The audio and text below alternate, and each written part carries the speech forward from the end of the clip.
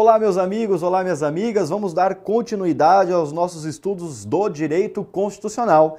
Estamos trabalhando as nuances pertinentes à organização do Estado. Vimos aí a organização político-administrativa, trabalhamos competências dos entes federativos e gostaria de introduzir agora algumas nuances, alguns aspectos a respeito da administração pública. Primeira questão que eu tenho para falar para vocês, antes mesmo de desenvolver o conteúdo, é o seguinte, pessoal. Nesse curso que a gente está montando aqui, nessa estrutura que a gente está propondo, nesse jogo que a gente está propondo, você também terá aulas de direito administrativo. E nas aulas de direito administrativo é onde você analisa de uma maneira mais adequada, eu diria, as nuances pertinentes à administração pública. Você vai ver a administração pública direta, você vai ver a administração pública indireta, você vai ver quais os conceitos, quais as concepções de administração pública e atividade administrativa. Você vai ver regime jurídico administrativo, você vai ver estabilidade, servidores públicos, licitações, contratos administrativos, improbidade administrativa, bens públicos. É uma matéria toda elaborada para você ter aí talvez um exaurimento do seu edital de direito administrativo. Agora, por que eu estou trazendo a administração pública também na disciplina de direito constitucional? Simples, pessoal, o edital cobra. É uma resposta básica que eu dou para vocês. Se você pegar, eu diria 8 entre 10 editais de concursos públicos, seja de nível médio, nível superior não jurídico, nível superior jurídico, ou mesmo se você está estudando para a Ordem dos Advogados do Brasil, você vai ver lá a estruturação do edital de direito constitucional. E é impressionante, quando cai a organização do Estado, eles reservam um tópico específico para a administração pública. Ou seja, você tem que estudar administração pública, seja no direito constitucional, seja no direito administrativo. A grande vantagem é que quando você estuda lá no direito administrativo, você consegue pegar emprestado alguns conceitos de lá para aplicar na sua prova de direito constitucional. Direito constitucional e direito administrativo são, inclusive, a gente poderia dizer, matérias gêmeas, né? Se você pegar umas pessoas até mais radicais, elas diriam que não existe propriamente uma diferença entre o direito constitucional e o direito administrativo. Haveria meramente uma relação de derivação. Não penso que seja exatamente assim, mas o fato é que direito constitucional e direito administrativo andam juntos. Se você estuda bem direito constitucional, se você estuda bem direito administrativo, meus amigos, meu amigo, minha amiga, eu posso dizer para você, você está com 80% do caminho andado. Direito constitucional, direito administrativo, você está manjando mesmo. Se você entendeu a espírito da coisa, você entendeu o que é um regime jurídico administrativo, se você entendeu o que é um sistema de representação política administrativa, você está com 80% do seu caminho andado. Então, eu faço questão de trabalhar um pouquinho de administração pública aqui com vocês, para que a gente consiga aí até instrumentalizar o seu estudo quando você for lá assistir às suas aulas do direito administrativo. Só para a gente começar a nossa aula, eu gostaria de fazer um pequeno lembrete a respeito da nossa aula anterior. Estávamos trabalhando competência, eu trouxe vários critérios para vocês. Trouxe critério das vedações aos entes federativos, trouxe critério de repartição de competências, falei de competências administrativas que são apenas da União, falei de princípio da simetria constitucional, falei de competências comuns a todos os entes federativos e eu insisti na tese de que você deve analisar o artigo 23, deixa eu só conferir aqui, que você deve analisar o artigo 23, parágrafo único da Constituição, quando se trata de competência comum e falei também a respeito de competência concorrente, falei que competência da União é para normas gerais, a competência dos estados e dos municípios é para suplementações. Agora, se a União não legislar sobre normas gerais, surge a competência plena para os estados. Valendo lembrar que, sobrevindo à legislação federal, suspende-se a eficácia da legislação estadual naquilo que for contrário à lei, suspende-se a eficácia da lei estadual naquilo que for contrário à lei federal. E por fim, eu terminei falando, olha, agora você estuda. O que não está dentro desses critérios vai ser ou competência privativa da União, ou vai ser competência dos estados, e a competência dos estados é residual, ou vai ser competência dos municípios, ou vai ser competência do Distrito Federal, que ora tem competência de estados, ora tem competência de municípios, ok? Só faltou falar uma coisa, pessoal, e eu gostaria de voltar até com vocês na aula passada. Dentro da competência privativa da União, pessoal, dentro da competência privativa da União, portanto, você faz apenas um ganchinho lá na sua aula passada. Vai lá no artigo 22, quando nós trabalhamos a competência privativa da União, tem um dispositivo que eu acabei não mencionando pela correria, pela falta do tempo, dentro da competência privativa da União, portanto, que eu gostaria que vocês soubessem, gostaria que vocês gravassem também. Como a gente está fazendo um estudo em continuidade, eu me permito fazer essa pequena tomar essa pequena licença poética, digamos assim, voltar um pouquinho só para você ler o artigo 22, que trata da competência privativa da União, mais especificamente o parágrafo único. Olha o que diz o artigo 22, parágrafo único. Insisto, hein? Nós já estamos fora desses critérios para a gente delimitar a competência. É o que sobrou. Sobrou competência privativa da União, competência residual dos estados, competência dos municípios e competência do Distrito Federal, que é a regra, tudo bem? O que não se encaixa em nenhum dos princípios anteriores, em nenhum dos critérios anteriores, entram nessas competências de cada ente federativo. Agora, dentro da competência privativa da União, eu quero que você leia o artigo 22, parágrafo único. O artigo 22, caput, diz: compete privativamente à União. Aí vai falar, legislar sobre direito civil, direito comercial, direito penal, direito processual, desapropriação, requisições, águas, energia, informática, serviço postal, sistema monetário de medidas, etc. Você vai falar, bom, se a competência privativa da União é apenas da União. Aí, pessoal, tem um pequeno lembretinho que é o parágrafo único do dispositivo. Olha o que diz o parágrafo único do artigo 22. Lei complementar poderá autorizar os estados a legislar sobre questões específicas das matérias relacionadas neste artigo. Muita gente desconhece esse dispositivo. Fala, você que é competência privativa da União, você não pode passar para ninguém. Então você tem que atentar para esse parágrafo único do artigo 22. Ele vai dizer, vou repetir, lei complementar. Portanto, não é qualquer lei, é matéria reservada. O examinador adora falar o seguinte, ó, lei. Não, não é lei, é lei complementar. Quando o examinador quer que seja matéria reservada, ele fala lei complementar, tá? Lei complementar poderá autorizar os estados a legislar sobre questões específicas das matérias relacionadas nesse artigo. Um outro macete de concurso público para vocês. Não é legislar sobre todas as questões, são questões específicas das matérias tratadas nesse artigo. Só para que você entenda. Então a lei complementar vai autorizar o estado indistintamente, pessoal? Não, pessoal. Vai autorizar o Estado apenas a questões nevrálgicas, a questões pontuais, a questões específicas. Esse é o macete que eu quero trazer para vocês. O artigo, vou dar um exemplo para vocês, ok? Olha o que o artigo 22 fala. Compete privativamente à União legislar sobre desapropriação. Artigo 22, inciso 2º. Vou dar um exemplo. Aí, uma lei complementar não pode vir e autorizar os estados a legislar totalmente sobre desapropriação. Por exemplo, vem uma lei complementar número 1/2017, fala o seguinte, olha, agora a competência, por essa lei complementar, nós estamos autorizando os estados a legislarem sobre desapropriação. Isso não pode, pessoal. O que a lei complementar pode fazer é o seguinte, olha, para determinados temas dentro da desapropriação, para determinadas questões, para determinadas nuances, apenas para pontos pincelados da temática maior da desapropriação, você pode conceder uma autorização via lei complementar aos estados. Ok, pessoal? Então, muito cuidado com isso. O examinador, quando pergunta esse dispositivo, pergunta de duas maneiras. Primeiro, induzindo você ao erro entre ser uma lei e uma lei complementar, e a matéria reservada tem que ser lei complementar, e segundo, falando que essa competência pode ser dada integralmente. Não, a competência pode ser dada apenas para questões específicas. Uma lei complementar, repito, que venha inteiramente conceder competência aos estados para legislar sobre desapropriação, é uma lei manifestamente inconstitucional. Por quê? Desapropriação, conforme o artigo 22, inciso 2º, é competência privativa da União. Agora, nuances, pequenas peculiaridades referentes à desapropriação, isso sim pode ser concedido via lei complementar. Ok, pessoal? Com isso eu fico absolutamente tranquilo. Nós exploramos aí muitas nuances a respeito das competências e eu posso começar a trabalhar com vocês, apenas trazer algumas noções introdutórias, insisto que você vai ver isso na sua disciplina de Direito Administrativo, a respeito da administração pública. Ok, pessoal? Dica fundamental. Quando nós estudamos a respeito do tamanho das constituições, a gente diz que a nossa Constituição é conhecida por ser analítica ou prolixa. Por quê? É diferente da Constituição sintética ou reduzida. A Constituição sintética ou reduzida, ela trata sobre pouca coisa.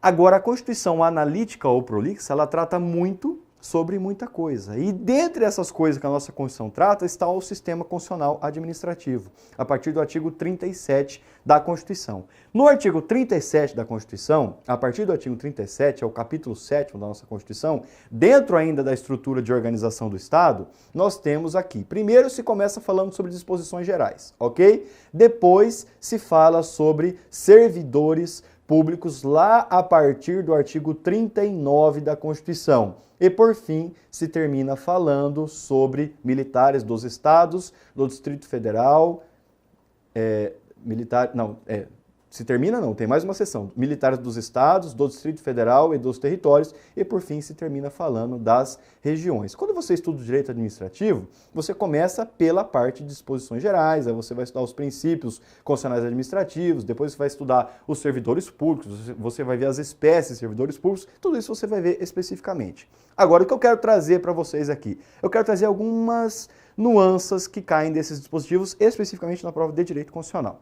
Vamos começar lendo o artigo 37 caput da Constituição. Vamos lá. Nosso estudo pressupõe que você esteja com a Constituição aberta ao lado da sua tela. Portanto, artigo 37 caput da Constituição. Olha o que diz o dispositivo. A administração pública direta e indireta. A gente sabe que a administração pública ela pode envolver entes diretos como entes indiretos. Isso vai ver em direito administrativo. Entes indiretos, por exemplo, autarquias, fundações, empresas públicas, sociedades de economia mista, só para dar uma introduzida na matéria com vocês. Vamos lá. A administração pública direta e indireta de qualquer dos poderes da União, dos estados, do Distrito Federal e dos municípios obedecerá aos princípios da legalidade, impessoalidade, moralidade, publicidade e eficiência, pessoal. Eficiência e também é o seguinte, aí você tem toda uma ordem de incisos. O que é essa tal de legalidade? Bom, só para que você entenda, se você não tem muito contato com o direito, você já tem, você apenas preste atenção para reforçar o seu conhecimento. A legalidade é o seguinte, enquanto no direito privado, legalidade implica poder fazer tudo aquilo que não está proibido por lei, isso nada mais é do que uma manifestação da autonomia privada. Você estuda direito civil, certo? Você gosta de direito civil, eu aprendo lá no direito civil o seguinte, eu posso fazer tudo que a lei não me proíbe. De fato, você pode, desde que não contrarie, obviamente, os costumes, a moral, os princípios de direito, a boa-fé, etc. Você pode fazer tudo que a lei não te proíbe, porque existe uma ideia de autonomia privada. Se a lei não proíbe, você pode fazer. Quando nós estamos no âmbito da administração pública, coisa muda um pouquinho. Porque se no direito privado você só pode fazer aquilo que não está proibido por lei, no âmbito da administração pública você só pode fazer aquilo que está autorizado por lei. Portanto, pessoal, não é errado falar, muito pelo contrário, é o procedimento que você deve seguir na sua prova de direito constitucional, também na prova de direito administrativo, que a administração pública é toda balizada em normativas, seja essas normativas expressas ou implícitas. É dizer, você tem que seguir o texto constitucional, você tem que seguir determinadas leis, como a lei de processo administrativo, você tem que seguir a lei de serviços públicos, você tem que seguir a lei de responsabilidade fiscal, a lei de licitações e contratos. Tudo isso compreende, digamos assim, uma espécie de...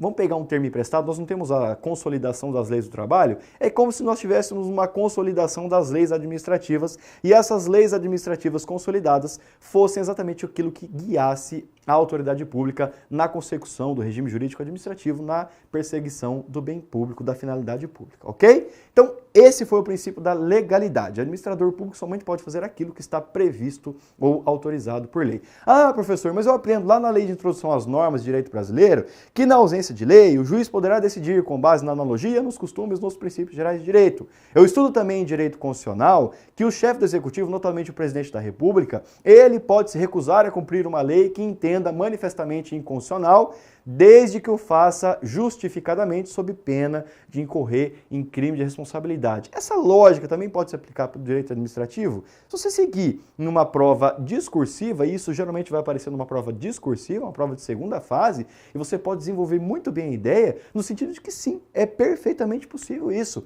O administrador público ele também poderia se valer pela analogia, pelos costumes, pelos princípios gerais do direito, diante da lacuna normativa, ou mesmo se recusando a cumprir uma lei que entenda manifestamente inconstitucional. A gente vê isso, a gente vai ver, aliás, dentro das aulas sobre controle de constitucionalidade, que é uma hipótese de controle de constitucionalidade realizada pelo chefe do Poder Executivo. Prova objetiva, pessoal, vai cair só o conceito tradicional de princípio da legalidade, tá bom? O examinador não é louco de perguntar uma questão dessa numa prova objetiva, porque é pedir para ter anulação, é pedir para ter confusão. Agora, a prova discursiva é perfeitamente possível cair isso, porque é uma compreensão contemporânea do direito administrativo, do direito constitucional. Ok, pessoal? Vamos lá. Qual é o próximo princípio? Vimos a legalidade, tratemos a respeito da impessoalidade. O que é impessoalidade? Impessoalidade significa que o administrador público não pode se utilizar da coisa pública, seja para beneficiar-se a si mesmo, seja para beneficiar terceiros, seja para prejudicar terceiros. Vou repetir, impessoalidade significa que o administrador público não pode utilizar-se da coisa pública para seu próprio bem, para seu próprio benefício, ou mesmo para o benefício ou prejuízo de um terceiro. O administrador público deve tratar a coisa pública como ele é, como uma coisa pública. A ideia de impessoalidade. A essência, pessoal, desse princípio é o seguinte: o administrador público, ele não é administrador público, ele está administrador público. Pressupõe-se uma regra democrática. Ora, ele está. Vamos supor que ele foi eleito, ou não. Não vamos tratar um caso que ele possa ter sido nomeado. Ele foi eleito. Olha, ele foi eleito, ele está temporariamente. A hora que acabar o mandato dele, vai vir alguém que vai substituir. Tudo bem? Vamos pegar um exemplo aqui. Nós temos aqui o caso do prefeito de São Paulo, o João Dória. Por exemplo, prefeito de São Paulo, João Dória. Olha, o João Dória, ele é uma autoridade midiática, ele já tinha esse viés midiático antes de assumir o cargo público. É como se, a partir do momento que ele assumisse o cargo público, ele deixasse de ser efetivamente o João Dória e se tornasse apenas o prefeito de São Paulo. É como se ele respondesse pela coisa pública, não como João Dória, mas como prefeito de São Paulo. A ideia é essa. Isso fique bem claro que eu não estou aqui adotando qualquer posicionamento político. Você poderia utilizar como exemplo a Dilma Rousseff, poderia utilizar como exemplo o Bolsonaro, utilize quem você quiser, tá bom? Eu dei um exemplo dentre tantos possíveis. É lógico que a ideia de impessoalidade tem as suas exceções, ok? Nós estudamos em direito administrativo algumas situações de dispensa ou inexigibilidade de licitação. Você vai, obviamente, priorizar, vamos supor, um determinado agente que tem uma certa tecnologia e só ele pode fornecer essa tecnologia. Casos de funções de confiança, casos de cargos de comissão são exceções ao princípio da impessoalidade. Temos também o princípio da moralidade. E a moralidade deve ser compreendida aqui no artigo 37 caput da Constituição como a moralidade administrativa, pessoal. E a moralidade administrativa é mais importante do que a moralidade comum. Isso quem fala é o professor Eli Lopes Meireles. Vou repetir, moralidade administrativa deve ser compreendida como algo mais importante do que a moralidade comum. Porque a moralidade comum são questões de foro íntimo. Você tem os seus próprios princípios morais. Você sabe o que você acha certo ou errado para você. Agora, na moralidade administrativa, pessoal, você tem um senso coletivo. Você tem que necessariamente tentar agradar, ou se for desagradar o mínimo possível as pessoas. Porque a moralidade administrativa implica um senso de coletividade. Tá bem, pessoal? Ah, Rafael, moralidade tem exceção? Eu posso agir de uma maneira imoral? É óbvio que não, tá bom, pessoal? Legalidade tem exceção? Tem, nós vimos, pelo menos contemporaneamente, que tem. Impessoalidade tem exceção? Já vimos também que tem. Agora, moralidade não tem exceção. Ah, eu vou agir de forma imoral. Esquece, não existe isso, tudo bem? Administrativamente, você tem sempre que agir de forma moral. Esqueçam aí o que pode acontecer em termos práticos. Ah, professor, você está falando na teoria, porque na prática é outra. Olha, pessoal, eu não posso explicar como é que as coisas funcionam na prática. Seria antiético da minha parte, mas na teoria é assim que deve funcionar. Ok? Vimos a legalidade, vimos a impessoalidade, vimos a moralidade, vimos a publicidade. A publicidade, pessoal, é uma regra de cristalinização, ou então uma regra de cristalinidade. Sabe por quê? Sabe quem que é o titular? Olha como as coisas se misturam quando a gente estuda o direito constitucional entendendo e não decorando. Quando a gente estuda lá no direito, na teoria, na doutrina do poder constituinte, nós vimos o poder constituinte originário, o poder constituinte derivado reformador, o poder constituinte derivado decorrente, o poder constituinte revisor. A gente fala, o titular do poder constituinte é sempre o povo. Olha, o povo, é o povo que legitima a pessoa que está no poder, tudo bem? Então, é o povo que tem acesso, deve ter acesso às informações que lhe digam respeito, como se está gastando, como se está deixando de gastar, quais são as dívidas. A ideia é que o povo promova esse controle, tudo bem?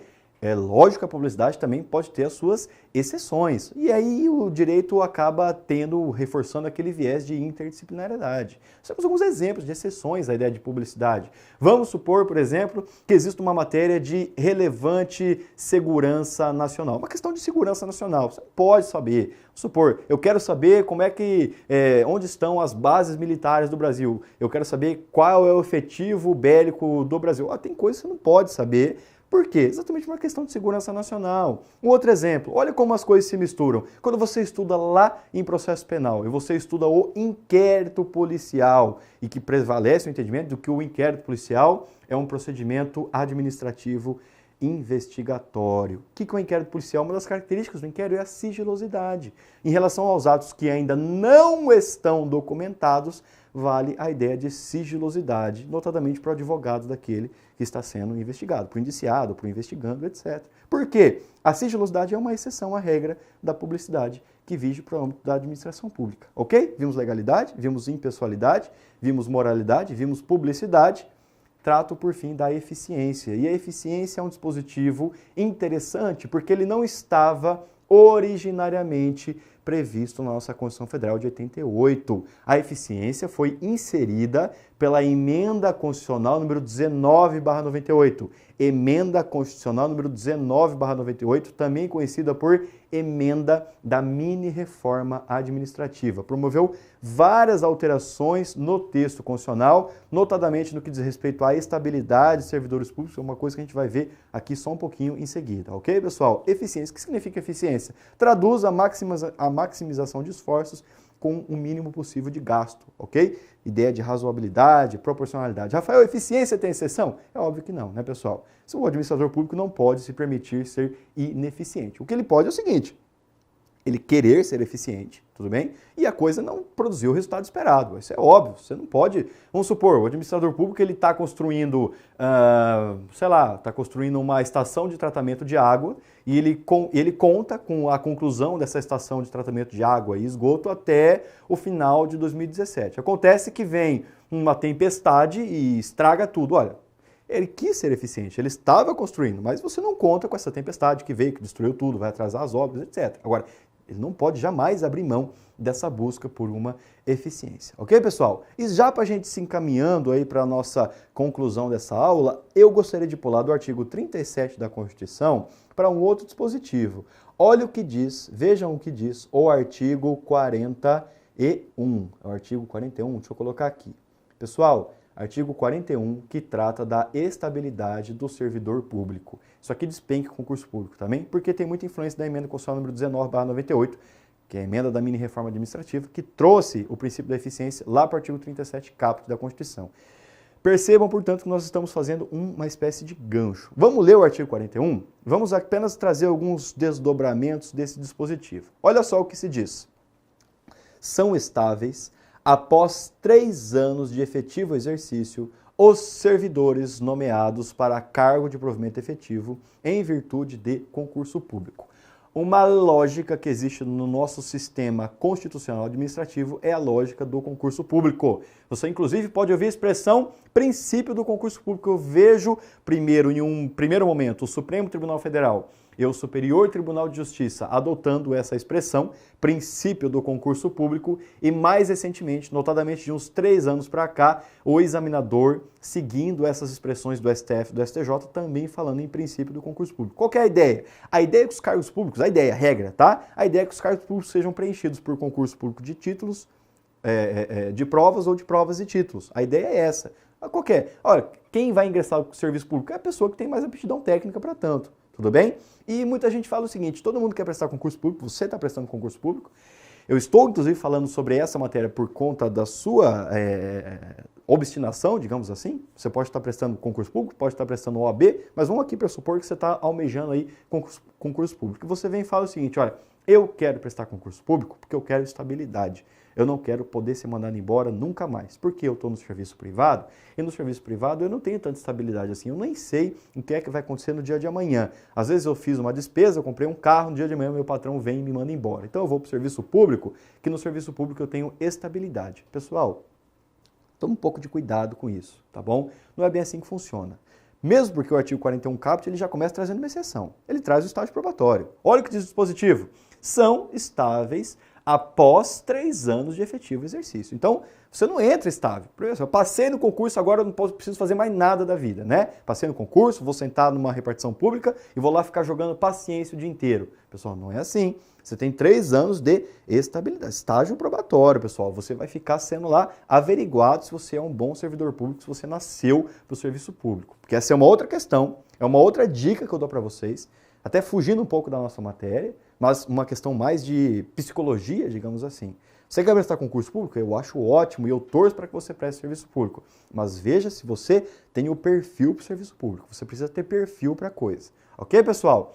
41. São estáveis após 3 anos de efetivo exercício. Então a gente começa aqui com uma exceção, certo? Os servidores nomeados para cargo de provimento efetivo em virtude de concurso público. Olha o parágrafo primeiro, traz mais hipóteses de perda de cargo pelo servidor. Olha só, o servidor público estável somente perderá o cargo, número 1, em virtude de sentença judicial transitada em julgado, em virtude de sentença judicial transitada em julgado, é óbvio que essa sentença vai exigir o direito ao contraditório e a ampla defesa. Número 2, mediante procedimento administrativo em que lhe seja assegurada ampla defesa. Número 3, mediante procedimento de avaliação periódica de desempenho na forma da lei complementar assegurada ampla defesa. Engraçado isso aqui, né? Esse dispositivo aqui, que é uma redação incluída pela emenda número 19/98, ele enseja uma lei, esse caso é uma lei complementar, que trate sobre essa avaliação periódica de desempenho. Pelo menos na data que nós estamos gravando essa aula não existe essa lei complementar ainda, tá?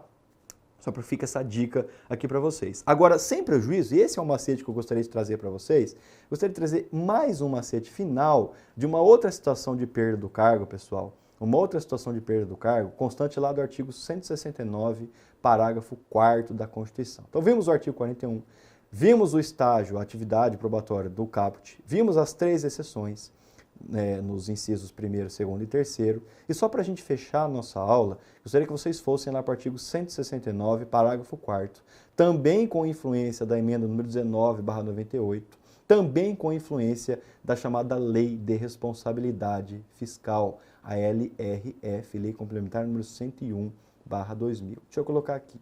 Olha só o que diz o dispositivo. O artigo 169 vai falar o seguinte, ó. Primeiro, o artigo 169 fala da necessidade de vinculação do sistema público, do regime administrativo à lei de responsabilidade fiscal. Olha o que diz o parágrafo 4º, ó. Se as medidas adotadas com base no parágrafo anterior, que são as medidas de redução em pelo menos 20% das despesas com cargos de comissão e funções de confiança e a exoneração de servidores não estáveis, se essas medidas do parágrafo 3º não restarem frutíferas, não forem suficientes para assegurar o cumprimento da determinação da lei complementar referida neste artigo, o servidor estável poderá perder o cargo desde que ato normativo de cada um dos poderes especifique a atividade funcional, o órgão ou unidade administrativa objeto da redução de pessoal. Ou seja, você vai perder o cargo por quê? Porque vão extinguir o cargo. Uma ideia que foi trazida aqui no dispositivo. Olha o parágrafo 5º, só para complementação. Isso aqui cai em concurso público, hein, pessoal? Cai em direito constitucional. Muita gente não conhece a hipótese de perda do cargo, acha que tudo se restringe lá ao artigo 41 da Constituição e se esquece desses artigos 169, parágrafo 4º e os parágrafos subsequentes. Olha o parágrafo 5º. O servidor que perder o cargo na forma do parágrafo anterior fará jus à indenização correspondente a 1 mês de remuneração, por ano de serviço. Parágrafo 6º. O cargo objeto da redução prevista nos parágrafos anteriores será considerado extinto, vedado a criação de cargo, emprego ou função com atribuições iguais ou assemelhadas pelo prazo de 4 anos. Ok, pessoal? Então, muito cuidado com essa hipótese também de perda do cargo, constante lá do artigo 169, parágrafo 4º da nossa Constituição. Com isso, nós encerramos aqui a organização do Estado. Podemos tranquilamente passar em outro momento, em outra aula, começar a discorrer sobre a organização dos poderes. Mas isso a gente não vai fazer agora, não. Muito obrigado, por enquanto, por sua atenção. Obrigado por permitir que eu entre na sua casa. Um grande abraço e até breve.